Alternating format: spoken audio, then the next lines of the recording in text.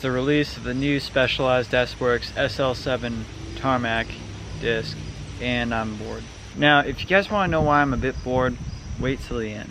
Because first, I want to talk about the new bike and how the parts I am excited about, and I want to go over the specifications that you may be concerned about, and we're going to take a good look.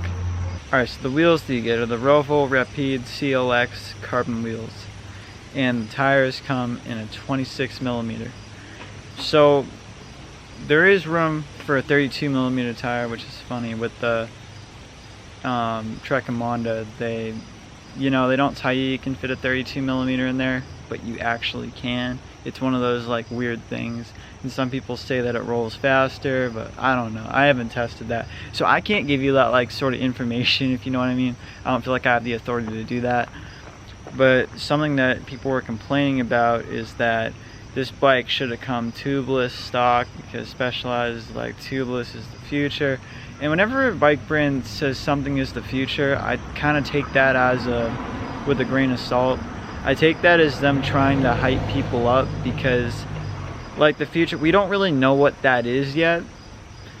And it's just, whenever someone says that, it's just it's to get people emotional and excited and all of that. So I don't really think that you can say it. I don't think you can say tubeless is the future. I don't think you can say disc is the future.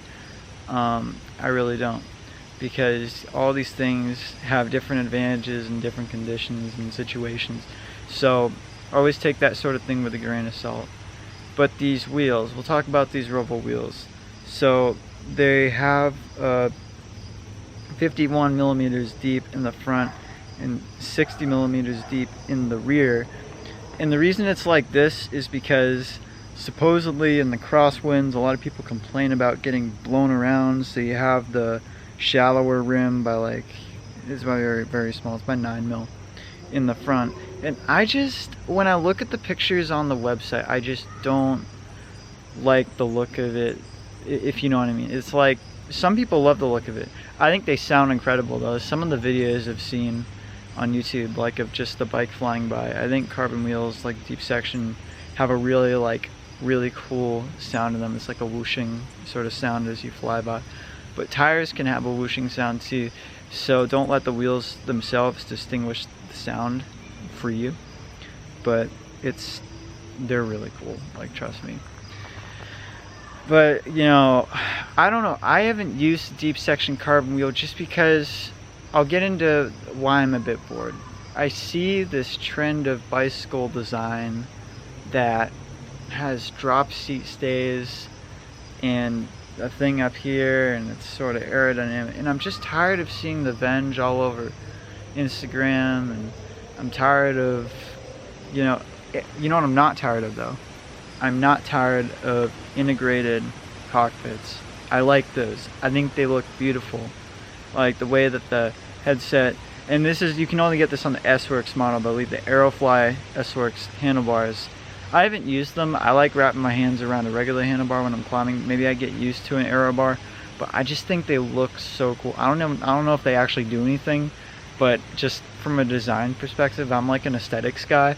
I just love the way that those look. Like, I think they're absolutely beautiful. And with the whole servicing thing, supposedly with the Trek and Monda, with this isn't a comparison, but with their aero bars, like, it's easier to service the cables because they kind of round it under, where I'm not sure if you want to take a spacer off, or if you want to shorten your stack, like if you have to disconnect the hydraulic hoses on the Trek and Monda, you may have to, but I know you have to disconnect the hoses on this bike, which is a potential disadvantage that some people may see from an at-home mechanic perspective. Like, I'm an actual mechanic, so I mean, it's extra fuss, and it's an extra thing that you can charge people money to do, so I guess it's a good thing from that perspective. But it's a little bit of a headache for the average person, if that makes sense. But it's like this aero bar with the other models you get, other than the S-Works model, which is very light, it's at 6.7 kilograms, and I'm sure when you loaded all that stuff up, you know, the water bottles and the pedals and everything, you'll get to the 6.8 kilogram weight with the UCI regulations.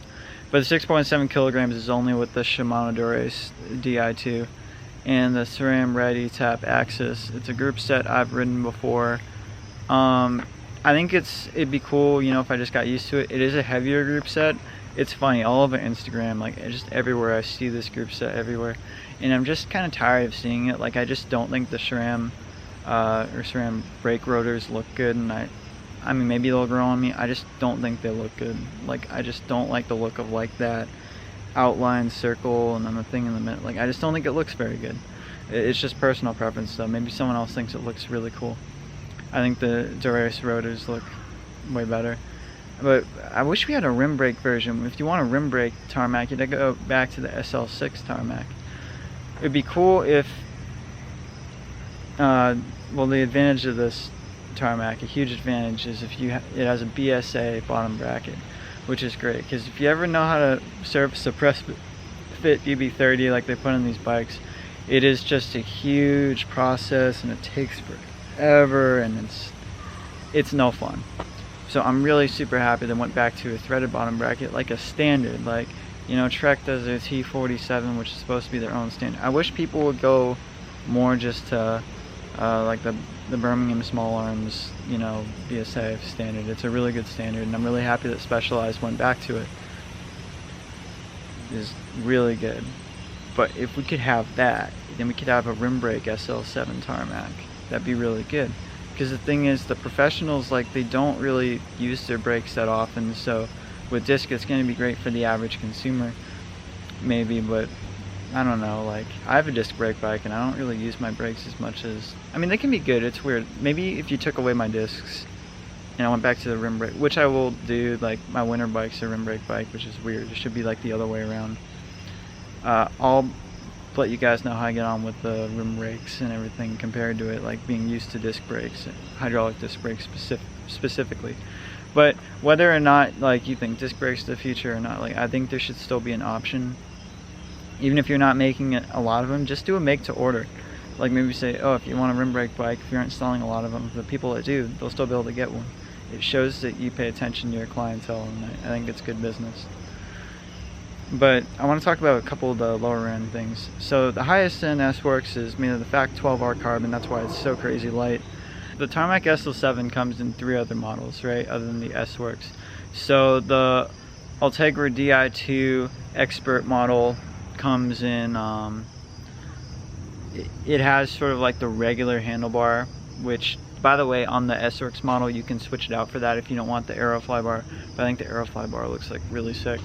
But you do get the Aerofly bar on the Pro, which you can either get in the SRAM Force E-Type Axis 1x, or you can get in the Shimano Ultegra Di2. But that's $7,000. And then if you want the S-Works, it's going to be $12,000 for the Ready Tap Axis, which I think they will be making a 1x variant of that soon, and for the Shimano Dura-Ace Di2 SL7. And if you want the one from the Sagan collection, it's going to be $13,000, but that's kind of like a special edition sort of thing. So I don't know if I can count that. That's only if you really want that.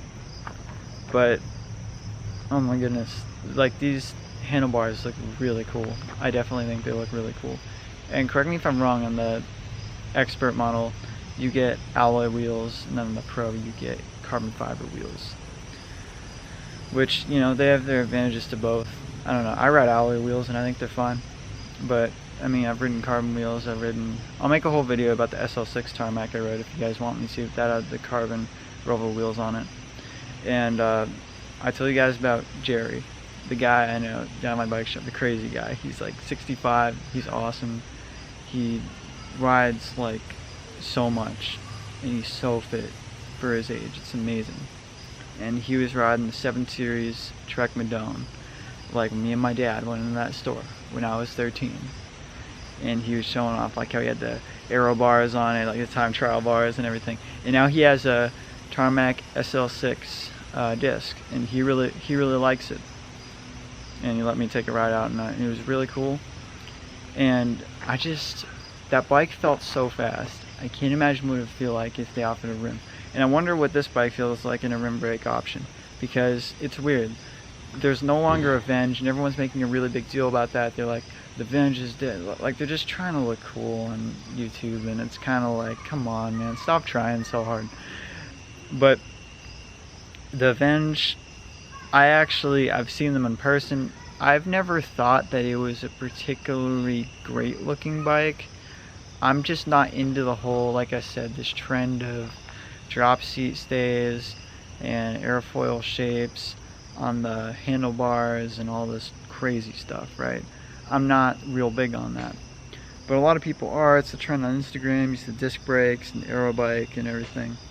And the vegan cyclist, I was watching one of his videos yesterday. He was going through this mountain pass, and it looks really cool in a bunch ride or group ride where like it was kind of in this baby blue looking color. It was really cool. It was nice to see that bike in a mixture of all the other bikes. It was the S-Works in the baby blue, which you can still get. If you want a Venge, definitely get one now, because I don't know how much longer they're still going to be making it. But speaking of the SL6 Tarmac, from the comp below, I think you're going to be getting kind of based off the SL6 Tarmac. So it's kind of like what Apple does, you know, when the iPhone 11 came out, the XR is like less expensive, and you kind of get pushed down there. And then, you know, the iPhone 11 Pro, when that came out, you couldn't get the XS anymore. So it's kind of like you can't get the old S-Works Tarmac anymore. But it's weird, you can still get, I don't think you can get the S-Works Tarmac. I may be wrong on that. Correct me if I'm wrong. But you can still get the S-Works Venge. So if you want an S-Works Venge, definitely get one soon. I don't want you to miss out on getting the opportunity to get one if you've always wanted to get one. But yeah, it's personal preference. Like personally, I don't think aero bikes look very good. They're not really my thing. I always like kind of a lightweight climbing bike. I ride an Honda SL6 disc. But honestly, it's whatever you want. Like, some people love this and they want to have the same bike as Peter Sagan. I don't necessarily think that all the aero features make as much of a difference as everyone makes them out to, but I think they are really, really cool looking bikes. I think they look way better in YouTube videos than they do on the pictures online. So it's weird, because all Specialized's bikes, just on their website, they don't look as good as they do like in motion or on other videos. But that's with like a lot of things. Like my friend wants to buy, he's thinking about buying a Ram 2500. It's the Cummins, so it's a really big diesel pickup truck, and it would probably look way better in person. Like online, it doesn't look as cool, you know what I mean? But it's weird. That's everyone's job, to make everything look cool online. Sometimes people pull it off and sometimes they don't. I think from the handlebars on, like, it looks really cool, but from the side, just in the still, like, I don't think it looks very good. In motion, it looks way better. So yeah, I'm a little bit bored, because I'm a little bit bored of seeing aero bikes on Instagram. That's all. But you know, I want to see. I think it's cool they made a bike. They want a bike for big climbs. They want a bike for descents and straightaways. Like, the one time I can probably justify buying an aero bike, even if it helps in the slightest, is like if you live in Nebraska. Like, my cousins live in Nebraska, my aunt and uncle, and it's just flat out there. I just can't imagine how boring it'd be. You're going into a headwind, you're like barely moving at all. That just sounds painful and not very fun, but it'd be good to build up your fitness for sure. So maybe having an aero bike would like give you more motivation for that, or maybe you like get more of an aero position when you're cycling into the headwind. So that could definitely be, I can definitely see the need for an aero bike out there. But me, I live in New England. I got big climbs and descents and tight twisty roads, and I just like having an all-around race bike. Like, I love it. It's great.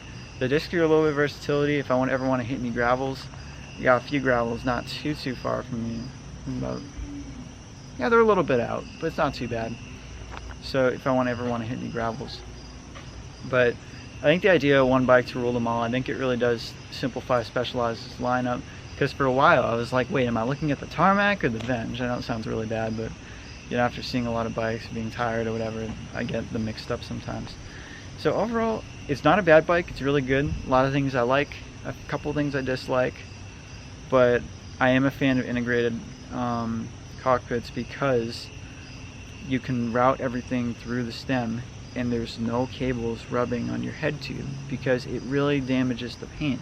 And you're paying so much money for these bikes, you don't want to damage your frame paint, do you? So even if it may be a little bit of hassle, it may actually be beneficial for the longevity of the frame. I know it sounds a little crazy, but it's kind of nice with no cables of any kind. Oh, speaking of no cables, you know, Di2, it does have more cables than Ceram Red does, but the thing is the junction box is in the seat tube, which was very clever. And or the seat post, I should say. And the seat post looks very similar to the Venge. So I think it's a good amount of stuff from the Tarmac, good amount of stuff from the Venge, the little curve cut out in the seat tube, I should say.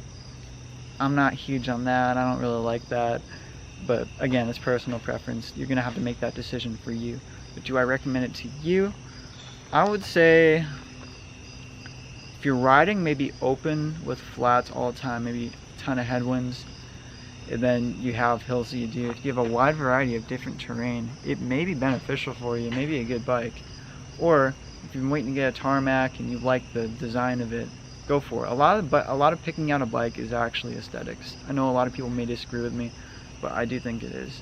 If you like Specialized's style and you like the Aerofly bars, they're just beautiful. I love them. I love how aggressive they look, kind of a V shape almost like that. And then you got the shifters here. It's beautiful. So definitely go for the bike that wins your heart if you want to spend this money on a bike. Because like I said, lower you're getting a bike similar to the SL6 Tarmac. And if you want a rim brake Tarmac, you can get the S-Works SL6 if you want something new.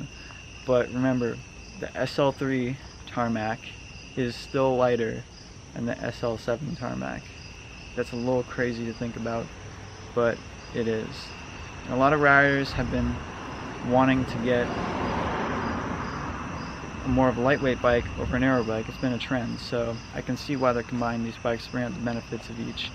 So you have the more airiness of the Venge and more lightweight of the Tarmac, which I completely understand. And even if it may be a little bit boring to me because of the aero bike sort of trend and stuff, I still think it's really cool, and I still think it's a really good looking bike. And I want to test ride one, but I don't think I'd be disappointed if I were riding one. I'll say that. So thank you guys for being here, and stay vegan.